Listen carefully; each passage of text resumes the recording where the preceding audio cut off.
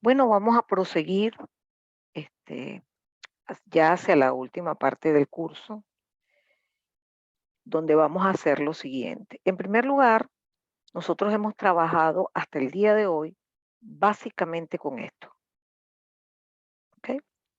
Tenemos una transmisión banda base, pasabanda, binaria, M área, con canal, con ISI, sin ISI, con ruido, sin ruido, con las dos, con algunos tipos de receptores, aunque hemos trabajado muchísimo con el receptor óptimo. Y por lo menos ya tenemos una idea bastante clara de cómo se abordan las situaciones, cuáles son los parámetros más importantes, potencia, ancho de banda, probabilidad de error, evidentemente. O sea que ahora estamos como más maduros para aumentar, ¿verdad? Digamos, la cantidad de bloques que podemos tratar en este curso y que nos permite el tiempo, por supuesto, ¿no? Y vamos a incluir lo que se llama la codificación de canal, que es este bloque que está por aquí. La idea es que de Comunicaciones 1 nos entregaron, bien sea elementos que fueron convertidos de analógico a digital, incluso se podía optimizar usando DPCM, o elementos ya discretos, tal vez optimizados y comprimidos, ¿ok? Usando algún tipo de codificación entrópica como Shannon Fan o Hoffman o cualquiera de esas, ¿no? Lo cierto es que supongamos que estamos en binario, supongamos, para que sea fácil para mí explicárselos en esta lámina, y la codificación de canal tiene como meta, fíjense bien, combatir las contaminaciones en general que se puedan producir en el canal y además compensar un poquito lo que puede haber pichirreado el codificador de fuente. ¿Ok? Porque ustedes en algún momento han visto unos textos a los que le quitan letras y diga léalo. Y entonces uno lo puede leer. Se ha descubierto que sí, la primera y la última letra, etcétera, etcétera, pero lo que quiero decir es que allí se quitaron elementos. Pero si alguien estornuda, ya nadie entiende qué significa eso. Que con cualquier perturbación, algo que está tan pobremente expresado, en este caso de un texto, en cualquier momento lo vamos a dejar de entender. ¿Ok? Entonces allí interviene el codificador de canal que tiene como meta fortalecer la transmisión frente a la contaminación, ruido ISI que exista en el canal, aunque la ISI se sigue combatiendo con el uso de las formas de pulsos Nyquist, ¿no? Eso no es excluyente de ninguna manera. Entonces, todos los sistemas de comunicaciones hoy en día, todos tienen codificación de canal, todos. No solamente los sistemas de comunicaciones, sino también los sistemas de almacenamiento, como las memorias, desde los CD, los discos duros, todos los elementos las memorias de nuestro computador, cuando hacen chequeo, dicen, vamos a hacer un chequeo profundo de la memoria, que siempre tarda muchísimo, ahí utilizan técnicas de codificación de canal, en donde le agregan elementos y pueden chequear si hubo errores. Entonces, la palabra redundancia es una palabra preferida para describir a un codificador de canal. Yo tengo, por ejemplo, cada 4 bits, que son bits de fuente, bits de datos, yo les agrego otros bits adicionales que van a fortalecer la transmisión porque, oigan bien, esos bits van a ser generados utilizando algún tipo de operación en función de estos bits de mensaje. Todos estos bits se van a llamar bits redundantes o bits de paridad. También se les conoce como bits de paridad, haciendo alusión a algo que vamos a recordar en las próximas láminas, que es la codificación básica por paridad, que es, por ejemplo, tener 7 bits y agregarle un octavo para que si en el canal no se cumple la paridad par o la paridad impar, me avisen, mira, por favor retransmite porque esto no sirve, ¿no? Entonces, efectivamente, esos bits verdes no son a lo loco, ¿no? No. Si ahora el mensaje es otro, 1011, estos bits son otros y dan lugar a unas palabras más largas que tienen su problemita, porque las voy a tener que meter en el mismo tiempo donde yo metía 4. Si tengo que meter 7 donde antes metía 4, estos bits van a estar amuñuñados, es decir, su T-bit va a ser más chiquitico. Es decir, cuando invierto T bit prima, me queda F bit prima, que es más grande. Necesito más ancho de banda. Entonces, parte son buenas noticias, que vamos a tener menor probabilidad de error, parte son malas noticias, pero ¿saben qué? Ni con esa mala noticia la gente deja de usar codificación de canal. Todo sistema de comunicación de este siglo, todos tienen codificación de canal. Entonces es imposible no darlo. Ahora les advierto, codificación de canal forma parte de un posgrado. O sea, hay posgrados que solo trabajan con codificación de canal, igual con la codificación de fuente, por cierto, ¿no? Bueno, esas dos cajas se estudiaron el siglo pasado, a la mitad, aproximadamente en 1950, y les cuento que son las mismas que se usan hoy en día. Han evolucionado en el sentido de que, aunque aquí yo le pongo que por cada 4 bits se van a transmitir 7 bits, en realidad hoy en día no se usa prácticamente codificación con bits, sino con símbolos. Entonces yo tomo símbolos de aquí, A, B, C, D, y le agrego otros símbolos A, D, E, F. ¿Ok? Entonces son símbolos redundantes, pero la filosofía es la misma. Ahora, imagínense meter un posgrado completo en 4 clases. Entonces nosotros aquí apuntamos a las técnicas de codificación que más se usan, las, las que se aplican en todos los sistemas hoy en día, por ejemplo, en los sistemas 4G, 5G, todos los sistemas modernos que a ustedes se le ocurran, se usa codificación de canal por bloque. ¿Ok? Y van a ver que se hacen unas mezclas. Entonces es importante que comprendan cuál es el papel del codificador de canal, ¿verdad? En principio, cuáles son sus grandes ventajas, ¿verdad? Porque vamos a tratar de bajar la probabilidad de error. ¿Ok? Ese es el papel de esto. Acuérdense que ya nosotros teníamos otras herramientas, como aumentar la potencia, que no nos gustaba, bajar la velocidad, que le gustaba menos a los clientes, cambiar el tipo de modulación, que eso se hace. Se los he explicado varias veces porque siempre me pareció muy interesante que es una cosa tan insólita que yo estoy transmitiendo una información a través de mi teléfono celular y resulta que me están cambiando la forma de transmitir esa información sin que yo me entere. A mí me pareció siempre muy simpático, ¿no? Entonces, bueno, vamos a comenzar presentándole dos ejemplos muy sencillos. Vamos a ver qué pregunté por aquí. Hola Rafael, buenos días. Si le agrego esos nombres bit disminuyendo la duración de TS, ¿no haría que la posibilidad de error sea más grande? Exactamente, eso es verdad, lo que dice Rafael, fíjense. Yo dije que estos bitsitos son más flaquitos que estos. Por ejemplo, aquí un uno es así, aquí un uno es flaquito. Entonces, Rafael se acuerda que las probabilidades de error todas dependen de la energía. Q de la raíz de 8e sobre lo que sea. Y la energía es la potencia por T símbolo, en el caso de una transmisión M-área. Y resulta que si yo bajo T símbolo, baja la energía y me fregué. Eso es absolutamente cierto. Y eso lo vamos a vivir en una etapa de la transmisión de la señal. Es decir, en el canal, ¿verdad? Si usted apenas termina el canal y usted ahí mide la probabilidad de error, da peor. Pero resulta que hay una caja, que es la decodificación de canal, que va a aplicar la inteligencia. Va a decir, oye, se me ensució este bit, tranquilo, yo te lo puedo arreglar, este era un uno, vamos a borrarlo y ponemos un uno. Eso se logra aplicando inteligencia. Entonces, efectivamente, es bien interesante cómo en las primeras de cambio, eso pasaba idéntico en FM, les cuento. En FM, cuando uno calcula las relaciones señales a ruido, casi se tira al piso a llorar, porque lo primero que da es una relación señal a ruido malísima antes de aplicar la demodulación FM. Y después cuando hace la demodulación se convierte en la mejor comparado con AM. Aquí pasa exactamente lo mismo. O sea, nos asustamos, ¿verdad? Nos paramos aquí y decimos, ay no, qué probabilidad de error tan horrible. Y después aquí nos alegramos, porque le aplicamos la inteligencia, así le digo yo, que es una decodificación de canal que explora y dice, ah, no, no, no, espérate, está malo, corrígelo. Y tienes menos errores.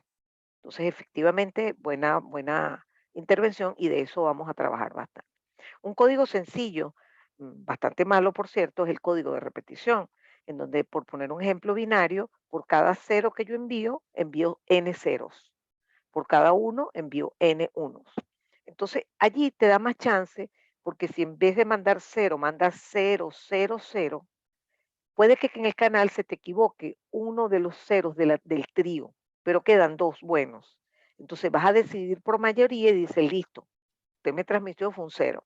Es decir, filosóficamente es interesante, pero desde el punto de vista de eficiencia es malísimo. ¿Por qué? Porque un poquito lo que apuntaba Rafael, estas P van a ser peores que las P sin repetición. Entonces no va a ser fácil luchar contra esa desventaja en estos tipos de códigos de canal que no se usan, repito. O sea, es decir, no tiene sentido hacer una redundancia tan bruta.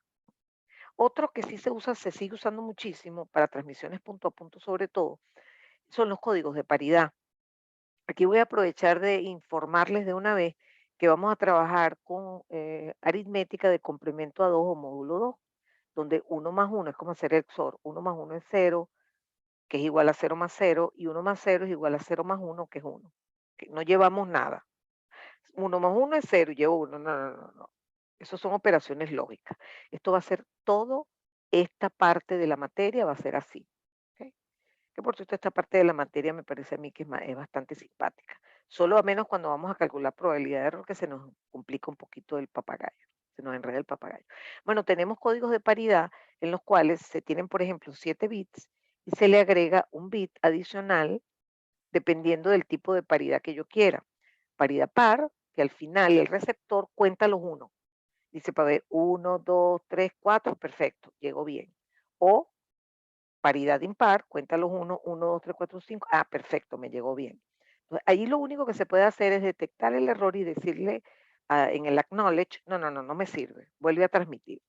¿Ok? Obviamente esos no van a ser los códigos que vamos a trabajar, por lo menos no de manera prioritaria en estas pocas clases que tenemos, porque no son los más utilizados, ni tampoco los más interesantes, ¿no? Entonces aquí los que vamos a trabajar, les voy a explicar una vez que les clasifique los códigos de canal. En primer lugar, existen las técnicas como la que les acabo de mencionar, que son las técnicas ARQ, de Automatic Repeat Request, ARQ, en donde el receptor detecta el error y dice, por favor, retransmite, ¿ok? Como el que acabo de mencionar. Pero las duras del capítulo son las técnicas FEC, que son Forward Error Correction Coding, que lo que hacen es que detectan en el receptor y de una vez corrigen, ojo, ojo, ojo, ojo, algunos errores. Vamos a apuntar a los más importantes, que de eso vamos a discutir después. Entonces, existen dentro del FEC, dentro del universo FEC, dos técnicas valiosísimas, que son la codificación por bloque y la codificación convolucional. Y les cuento que en la práctica siempre se usan las dos juntas. O se usa, porque este tiene algunos defectos que son superados por este y al revés.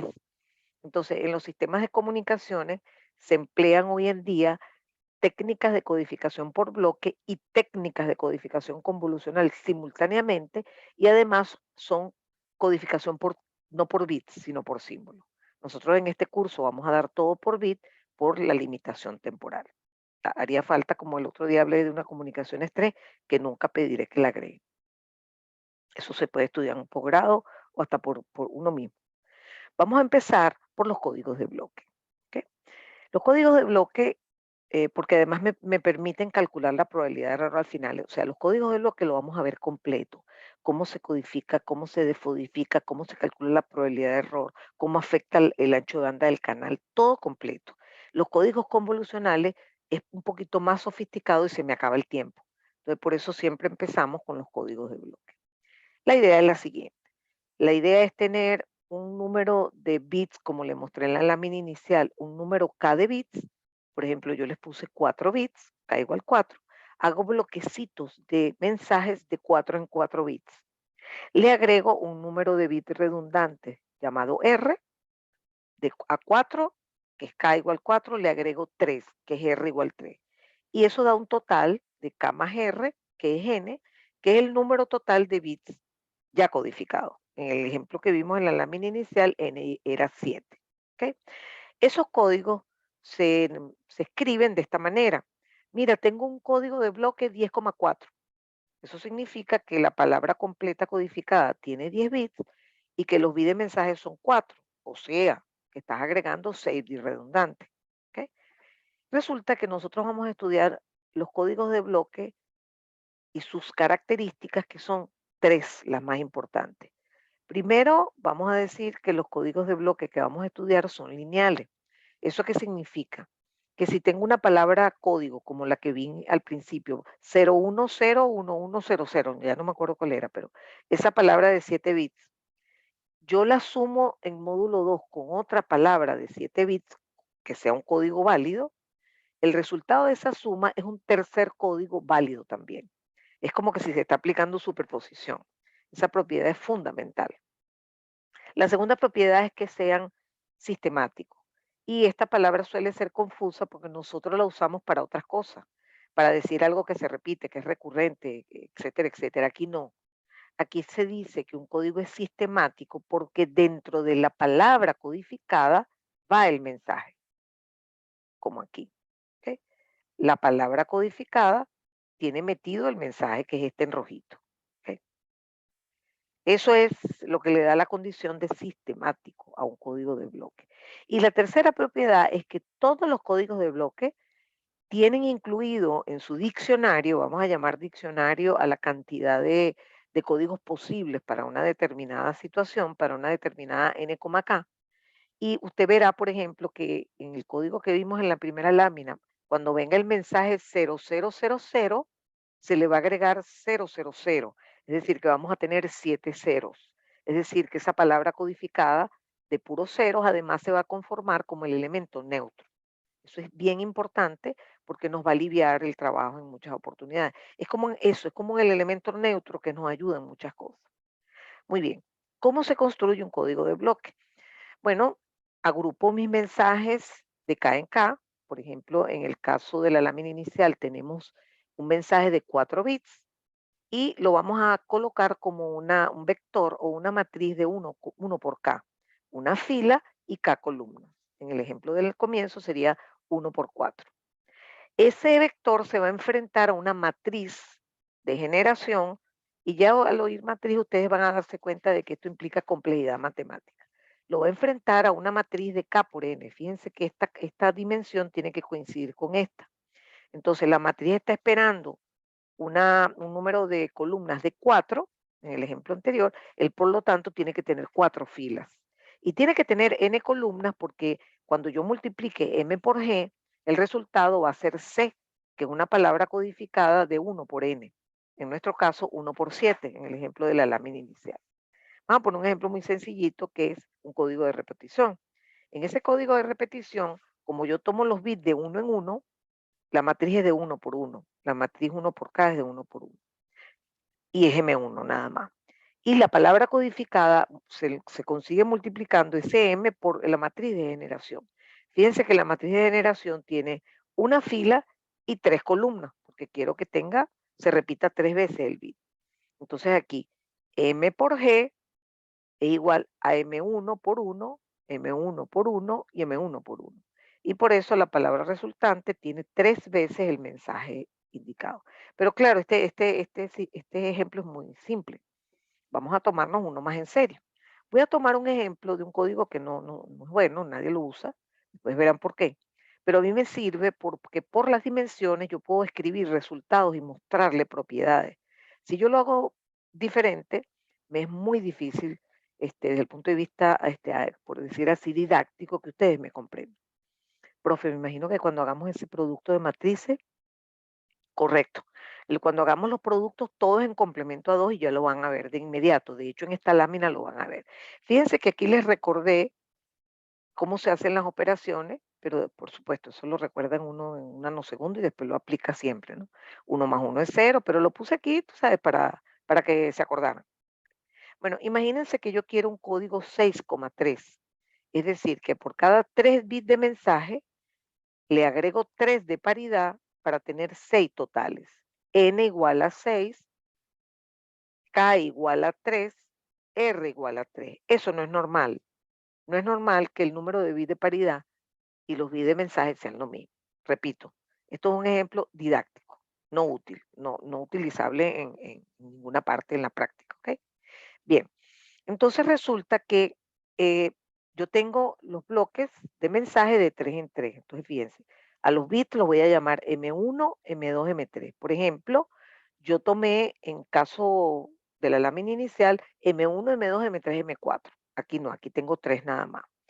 Ellos van a poder tomar valores de 0 y 1, pero yo voy a escribir unas expresiones genéricas para construir los bits de paridad. Fíjense bien, vamos aquí a trabajar matricialmente, multiplicando filas por columnas y sumando en módulo 2. Por ejemplo, cuando yo multiplico esto por la primera columna, hago M1 por 1, más M2 por 1, más M3 por 0. Y eso se convierte en M1 más M2. Cuando multiplico por la segunda columna me queda M2 más M3. Y cuando multiplico por la tercera me queda M1 más M2 más M3. Y fíjense que cuando multiplico por este sector, lo que hago es recrear el mensaje, porque M1, M2, M3 por esta columna me da M1. M1, M2, M3 por esta columna me da M2 y así sucesivamente. Entonces aquí quiero que aprendan algo muy importante. ¿Ok? Los bits de paridad llevan información de los bits de mensaje, pero ojo, ojo, de manera inteligente. No vamos a poder todavía entender qué es esa inteligencia. Lo que sí hasta ahora quiero que entiendan es que los bits de paridad son combinaciones de los bits de mensaje. Punto. Entonces aquí yo siempre les doy casi como un pellizco para que atiendan y digo, oye, vale, pero yo te voy a decir, si a mí me dijeran eso, y yo quiero construir un código de canal que me parezca buenísimo, yo no voy a hacer esto, ni esto, no, no, no, no. Yo aquí voy a poner M1 más M2 más M3 y aquí también, porque así estoy usando bastante los bits de mensaje. Bueno, eso es un tremendo error que después en unas pocas láminas van a ver por qué es que eso es un error. Algo que parece filosóficamente correcto, pues, usted quiere que los bits redundantes tengan es como cuando uno dice, y después lo uso este ejemplo otra vez en OFDM, cuando les hablo de OFDM. Vamos a hacer una cosa, vamos a dividir la mercancía en tres camiones, ¿verdad? Por si choca uno, bueno, por lo menos recupero algo, ¿no? Bueno, aquí una filosofía similar. Poner bits adicionales, pero que sean bits que lleven información de esto, porque si no, estamos perdiendo el tiempo. ¿Ok? Pero la forma de combinar esos bits no es arbitraria. ¿Ok? Claro, esta sirve. Esta forma que yo escogí sirve, pero hay otra. Más la que les estoy proponiendo no sirve. Es malísima. ¿Ok? Lo mismo que, por ejemplo, alguien diga, ay, profesora, a mí me da flojera. Este bit de paridad yo lo voy a poner como M1. Este solo M2 y este M3. No, no, tampoco me sirve. ¿Ok? Es una forma poco inteligente de escoger esos bits de paridad. Ya van a ver por qué. Otra cosa que les quiero recordar es que vamos a trabajar en complemento a 2. Otra cosa que les quiero mencionar es que yo pongo los bits a la derecha, los bits de mensaje a la derecha de la palabra codificada, porque por cierto, esta es la palabra codificada que se llama C. ¿Ok? Y aquí los bits de paridad. Pero ojo, ojo, eso no es obligatorio. Yo puedo poner los bits de mensaje aquí, los de paridad a la derecha. Lo importante es que el transmisor y el receptor estén de acuerdo. Punto. ¿Ok? Muy bien. Vamos a meterle el ojo a esta matriz que es la matriz de generación. Fíjense que ahora yo estoy descubriendo algo interesante. Aquí hay un sector, ¿verdad? Que es una matriz de identidad. Ese siempre va a estar y es el obligado, es el que, perdón, es el que está encargado de que aparezcan en la palabra codificada los bits de mensaje. Esa dimensión de la matriz de identidad que va aquí es de K por K. En este caso, K es 3, R también es 3, pero K es 3, aquí lo dice. Entonces, esta dimensión es 3 por 3, pero en general es K por K. En cambio, esta zona es la que construye los bits de paridad. Y entonces se dice que esa matriz de generación tiene dos porciones, la porción de paridad y la porción de identidad. Es importante porque después voy a necesitarla para construir el receptor. El decodificador de canal va a necesitar conocer esa matriz P. ¿Ok? Eso tienen que ponerse de acuerdo de antemano. Muy bien, miren lo que dice aquí. Como hay 3 bits de mensaje, Como son binarios, solo hay 8 combinaciones. 000, 001, 010, etcétera. Y para cada una de esas combinaciones, yo puedo calcular los bits de mensajes de acuerdo a sus fórmulas. Vamos a agarrar este, por ejemplo. ¿De dónde salió este? Bueno, de sumar M1 más M2 más M3. 1 más 0 es 1. ¿Ok? Vamos a hacer, vamos a ver, por ejemplo, para esta combinación de los bits de mensaje, cómo son los bits de paridad. El primero es M1 más M2. 1 más 1, 0. El segundo es M2 más M3. 1 más 1, 0. El tercero es M1 más M2 más M3. 1 más 1, 0. Más 1, 1. Eso es todo. No voy a hacer ningún otro ejemplo. Estoy construyendo los bits de paridad. Pongan atención a algo que les voy a decir. Esto que he hecho genera solo 2 a la 3 mensajes diferentes. O sea, palabras codificadas válidas en este código 63, solo hay 8. Y entonces yo me pregunto, oye, no es por nada, pero eso es un desperdicio. Porque si yo tengo 6 bits, fíjense que aquí hay 6 bits, aquí hay 6 bits. Oye, yo con 6 bits puedo hacer 2 a la 6 combinaciones. ¿Y por qué solo uso 2 a la 3? Bueno, hay una razón muy importante. Y es que este tipo de códigos se piensan en un espacio que se llama un espacio de Galois, que solo voy a usar la palabra constelación para ayudarlos un poquito gráficamente, pero no tienen nada que ver. Entonces, aquí está una pelotica de una codificación del código 1, aquí está otra pelotica, aquí está otra en ese campo, y adivinen, yo los voy a ubicar de manera de que sus de min sean grandes. A pesar de que no es constelación, yo voy a aprovechar que ustedes tienen fresquito lo de las constelaciones para que me entiendan por qué, teniendo la posibilidad de hacer 2 a las 6 combinaciones, yo me conformo y soy feliz con solo 8, porque esas 8 van a ser muy buenas, van a estar bien separaditas una de otra y van a hacer mejor su papel. Ya vamos a entender qué es eso de mejor, vamos a entender eso de no hacer las cosas bien hechas en el receptor.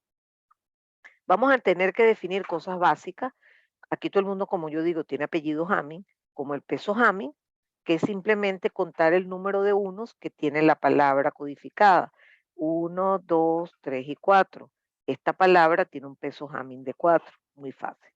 Esto es más complicado porque esto es para cada palabra. Esto es entre palabras, que es la distancia Hamming, que es, oigan bien, el número de elementos en los que difieren. ¿Ok? Por ejemplo, comparo estos dos y veo igual, distinto, llevo uno, distinto, llevo dos, distinto, llevo tres. Entonces, la distancia Hamming entre estas dos palabras es 3. ¿Ok? Van a ver que esto, como dice aquí abajo, esa distancia va a estar relacionada con la capacidad de corrección que tiene un determinado código. ¿Ok?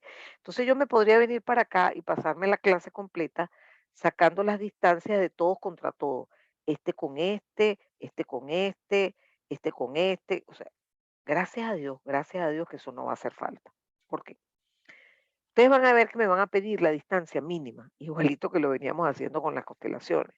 Entonces, miren el trabajón que yo tendría que hacer. Agarrar cada uno de los códigos y contrastarlo contra todos los demás y hacerlo con todos los códigos. Pero, por suerte, existe el elemento neutro. Entonces, yo lo único que hago es calcular la distancia entre cada uno de los códigos y ese cero. ¿Ok? Cada uno de los códigos y ese cero. O sea, es menos trabajo. Pero es que fíjense, cuando yo comparo una palabra codificada contra el elemento neutro, en el fondo lo que estoy es contando el número de unos. Es decir, que encontrar de min se reduce a calcula el peso Hamming de todas tus palabras codificadas. Vamos a darle. Mira, aquí este es 3, este es 1, 2, 3, 4, este es 4, este es 3, este es 3, este es 4, este es 3 y este es 4. Ok, yo quiero el mínimo. Perfecto. para este código de min es 3. Miren qué rápido lo hice, aprovechando que existe el elemento neutro y que es lo mejor para comparar todos los códigos, porque no tiene ningún uno. Entonces lo que hago es contrastar cada código contra el cero, que en el fondo lo que me interesa es calcular el peso Hamming de cada uno y buscar el mínimo. El mínimo peso Hamming va a ser de min. Y van a ver que eso nos va a llevar a un resultado valiosísimo, que es la determinación de el número de errores que puede ser detectados y corregidos para una codificación N,K, para una codificación de bloque. Voy a otra vez aprovecharme de que ustedes tienen bastante fresco lo que es el concepto de constelación y voy a pintar algo que se parece a una constelación, pero que en realidad no existe. Pero es un campo donde se ponen los diferentes códigos y yo se los voy a poner como una constelación para que me entiendan la explicación. Imagínense que yo tengo una palabra codificada, que cualquiera de estas, cualquiera de estas 8 palabras. Y tengo otra, cualquiera. Aquí las pongo, por ejemplo. Entonces, cuando entre ruido o cualquier tipo de perturbación, puede que alguno de esos bitsitos cambie. Un 0 se convierte en un 1 se convierte en un 0. Y la palabra recibida no es esta, sino esta. Entonces, yo pregunto, oye, ¿esto será U o será B? No vale, mira, yo creo que eso es U, porque fíjate que está bien cerquita. Luego tengo en otra oportunidad y recibo esta y digo lo mismo. Entonces me doy cuenta que voy a tener que establecer algún umbral, como lo hacíamos hasta ayer. ¿Ok? Y voy a decir que si la palabra codificada brincó este umbral, es B. Y si está por debajo de este umbral, es U. Entonces, claramente, fíjense que aquí tengo 1, 2, 3, 4, 5. Ese podría ser mi de min. Entonces, claramente, digamos, mi capacidad de detectar un error es de min menos 1. O sea, yo puedo, una cosa es corregir, otra cosa es detectar solamente. O sea, yo puedo perfectamente darme cuenta, así como lo veníamos haciendo hasta ayer, que algo así como de min medio, ¿verdad? Es algo bien importante, de min medio. Por eso vamos a llegar a la conclusión de que el número de errores que se puede corregir en cada palabra de n bits, el número de errores lo vamos a llamar t. Por ejemplo, si t es igual a 1, yo voy a ser capaz de corregir un error por cada n bits. Si t es igual a 2, yo voy a ser capaz de corregir, el código aplicado va a ser capaz de corregir 2 errores por cada n bits. Por ejemplo, en el caso que estamos trabajando, fíjense que yo puedo corregir un error por cada 6 bits, 2 errores por cada 6 bits, 3 errores por cada 6 bits, pero les cuento que eso no es gratis. Si yo me encapricho de hacer un código de canal que pueda corregir errores de todos los bits de la palabra, moriré, porque ese será un sistema costosísimo y bastante inútil, porque además voy a usar un ancho de banda tremendo para nada. Van a ir entendiendo todas estas afirmaciones que en este momento son un poco vagas, ¿no? Entonces, ¿se acuerdan que encontramos de min de este código? Nos dio 3. Bueno, aquí vamos a aplicar esta fórmula que dice que para un código N,K, la capacidad de corrección de errores se calcula matemáticamente como de min menos 1, en nuestro caso 3 menos 1, que es 2, lo dividimos entre 2, que en nuestro caso da 1, y le tomamos la parte entera, porque yo no puedo decir que mi código tiene una capacidad de corregir 3,25 errores. Eso no tiene sentido. Tiene que ser un número entero. Entonces, observen que ya tenemos la forma de calcular cuántos errores puedo corregir por cada palabra que es enviada al canal y afectada.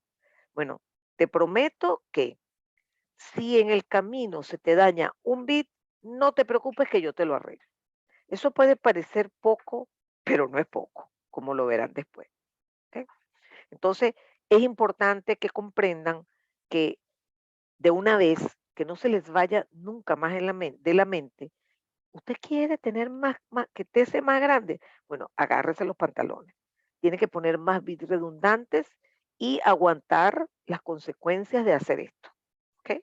Entonces, primera conclusión, y vamos a verla muy claramente con ejemplo, en la medida que yo tenga más bits redundantes, puedo detectar más combinaciones de palabras malas. Es decir, puedo detectar y corregir más errores. ¿De acuerdo? Para poder descubrir ese misterio de cómo es que uno construye los bits de paridad, que si M1 más M2, M1 más M3, necesariamente tenemos que pasar por la decodificación. Usted tiene que comprender en qué consiste el proceso de decodificación para de allí decir, ah, con razón la profesora dice que M1 más M2 más M3 para todos nos sirve. O sea, ah, con razón. Pero si yo no les explico cómo se decodifican las palabras codificadas que llegaron, la idea es llegar con una palabra codificada, enfrentarla a una matriz y aplicarle la inteligencia. ¿Ok? Eso lo vamos a ver en la próxima sesión. Entonces, la idea básica es multiplicar la palabra codificada por una matriz que está en mi receptor, que está conectada con G, y de allí descubrir si hay errores. ¿De acuerdo? Bueno, entonces voy a dejar de compartir, imprimir pantalla y voy a cerrar la clase.